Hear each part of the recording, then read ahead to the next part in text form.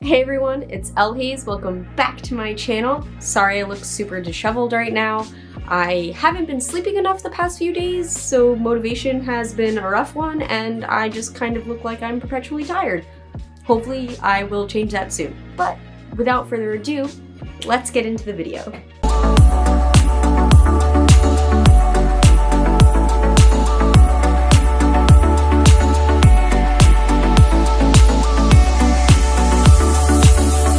So I wanted to share with you guys my experience as a beginner to Vampire the Masquerade. If you don't know what that game is, it is another tabletop RPG. Some of you may have heard that I've done D&D before. I do D&D consistently on Saturdays with my group in Nerds Alive on twitch.tv/nerdsalive. You should check that out. Totally just plug that. You should check that out. But Vampire the Masquerade is a game I am super new to. I've so far only played it one time, and that was during our extra live stream for charity. To begin, there's a decent amount of preparation for this game. Obviously, everyone plays differently, just as everyone can play D&D differently, but even my initial interactions and introduction to D&D was much more seamless. And I'm not saying that it's difficult to get into Vampire the Masquerade, but it felt, based on my very amateur-y newbie experience, that you could kind of more easily jump into D&D without as many issues. That's not to say that I'm super comfortable with the mechanics of Vampire the Masquerade now, or that I know how everything works and gameplay like the back of my hand, because I definitely don't, but Vampire the Masquerade just feels like a game that you needed to read up on and have a discussion with your group beforehand. Not that people don't do that with D&D, and I don't mean to keep going, not that they don't do this, not that they don't do that, but my only other experience with tabletop RPGs has been D&D, so I'm going to use that as a comparison throughout this video. For the initial preparation, our GM sent us the core book that we needed to read. There is a way you can just read kind of the snippets that you need out of the core book, and that would probably still be enough, as we're just doing a one-shot for the time being. Hopefully I'll get to play another Vampire the Masquerade soon, because I really liked the game. But just to start off, you needed to know the gist at least. Before and above all else, I think it's very important to have discussions before playing a game such as this, because even in the core book, there's a disclaimer that mentions this can be a game that gets very dark, can get very graphic, can touch on topics people aren't always comfortable with. And they also are very careful to ensure that people playing the game understand that just because we touch on topics that are taboo or dive into a topic that can be difficult for some people does not mean we are glorifying that behavior, and does not mean we are saying that behavior is okay. You can bring up difficult topics and still showcase it where it is understood by all the players and understood by the audience as a whole as not being accepted behavior. But the main reason I bring that up is, depending how serious you want to play your game and what your party is comfortable with, you can touch on a variety of topics. And there may be some that are, for lack of a better word, triggering for some people. And I do mean that in a very mental health sense. You could, in theory, depict moments of assaults.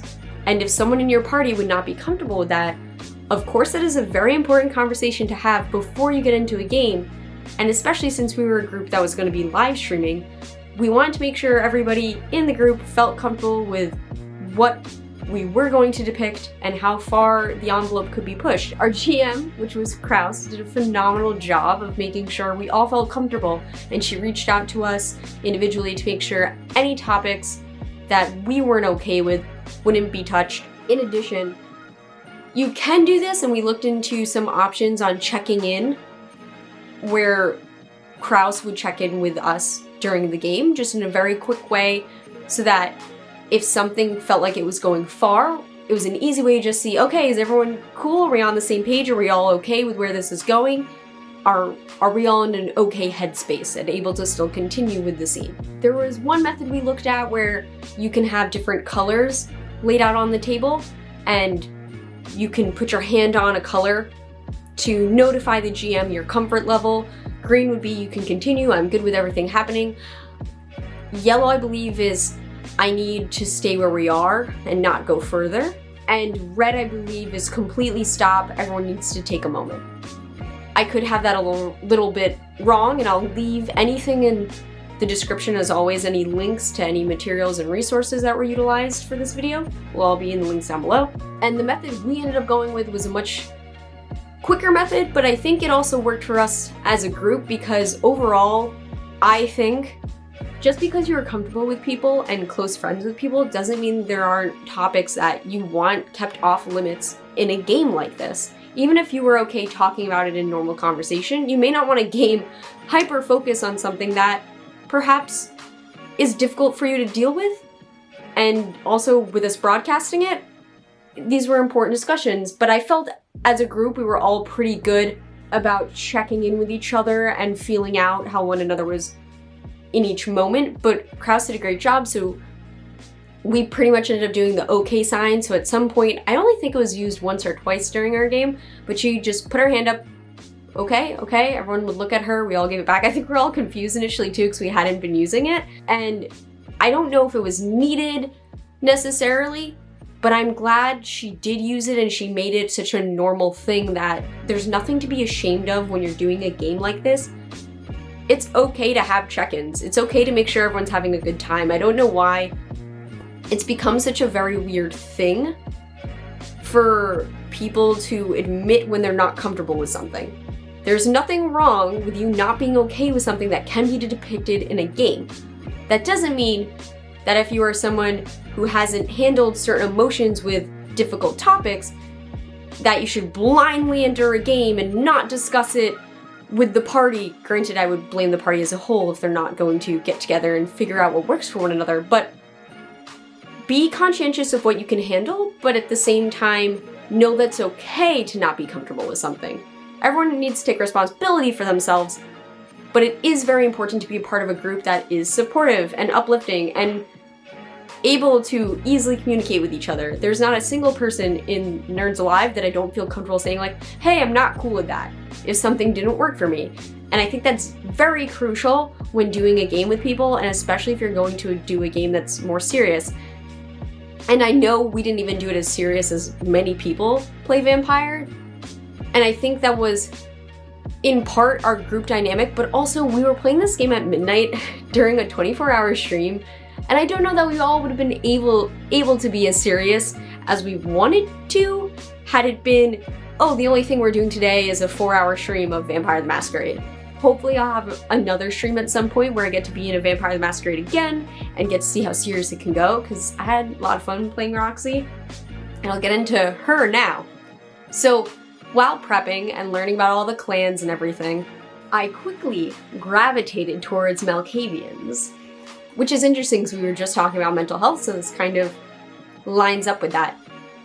I'm not going to go through all the types of vampire clans and all the rules or anything, because one, I'm a super new player and I don't want to give you misinformation, and this is really more supposed to be about my feelings being new to this and my experience, and I don't want to give any advice that won't really be helpful when I'm still as new to this as many of you watching. If that made sense or was super convoluted. As you can tell, I probably need sleep later tonight at some point.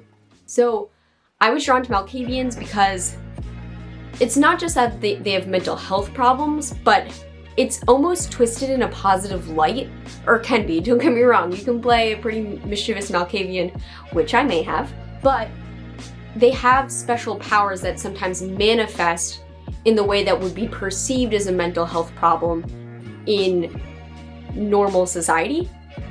So I had my character named Roxy. She was a perceived schizophrenic and was a schizophrenic, and specifically her voices would convince her that she was controlling everything around her. Meaning if something happened, my voices convinced me I somehow influenced that, even if I had absolutely nothing to do with it. I really liked it and I wanted to play more of her. However, if you watched our fun little one-shot, you probably know that Roxy would have been killed soon after.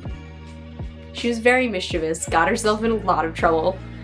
I played her kind of ballsy, which I liked, and was different, and is also a topic that was discussed on the Nerdcast podcast with Beta and Jesse, so you should check that out. We'll have that on our YouTube channel soon. Sorry, this sounds like a giant ad, but it's funny because when you do so many different platforms with people, so many of our topics at some point are going to mesh, because it's also the stuff that's currently on our mind.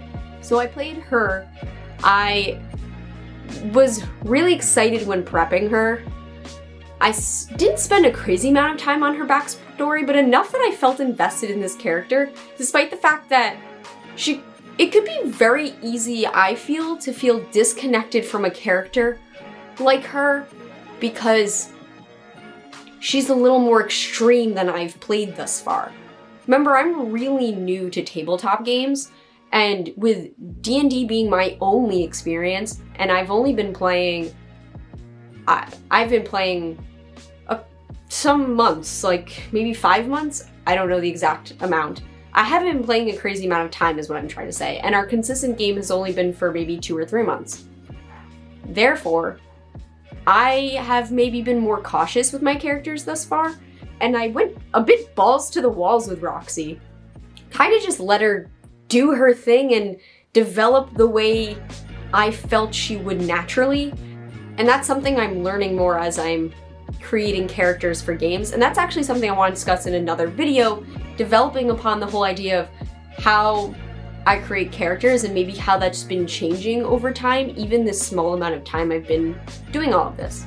But getting into character, I immediately purchased fangs for this well before we were even going to be doing the one shot. It was months prior. I want to know if I have them. I have them here. And I'm going to hopefully insert, Beta's going to hopefully insert some footage and maybe photos of me as Roxy, because I at least have a photo if the other stuff isn't up. But so I bought my fangs. I don't know if you can see it.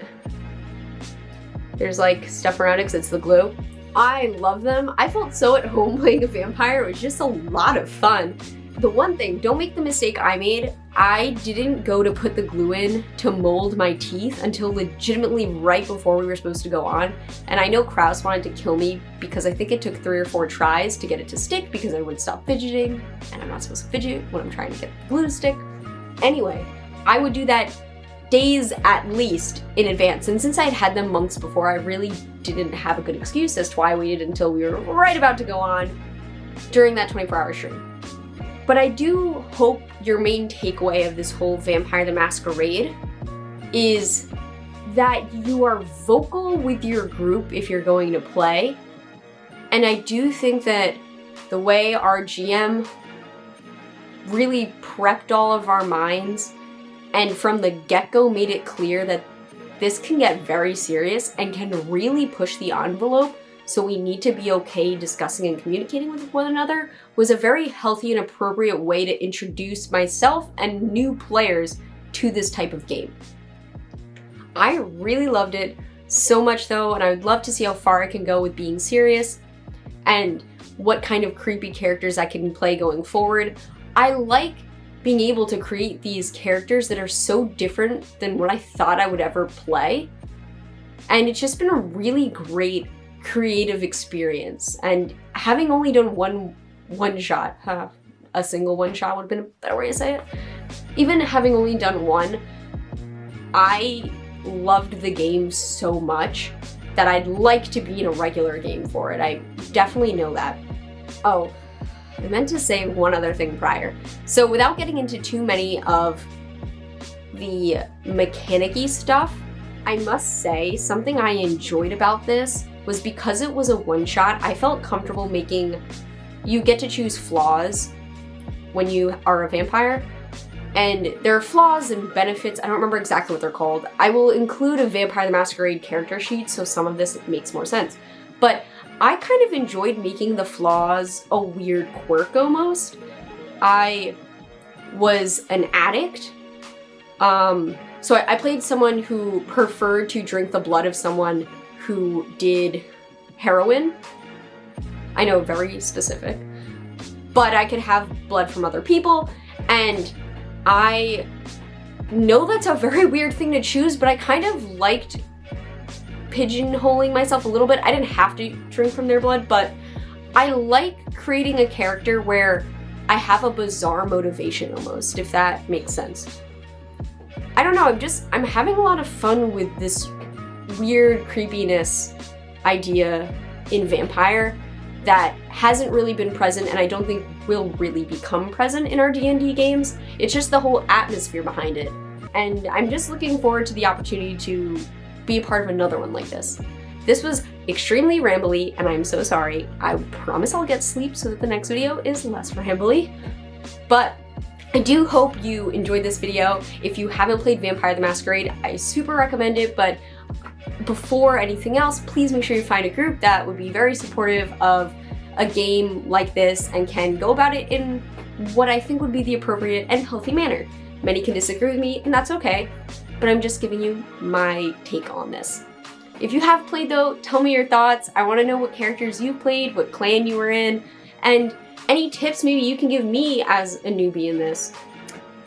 And I'll see you in the next video, guys. Thanks. If you like this video, click the links. I have more videos. They're weird, they're fun, it's a good time, and you'll get to see my annoying face ramble for a couple more minutes again. It's great, I promise.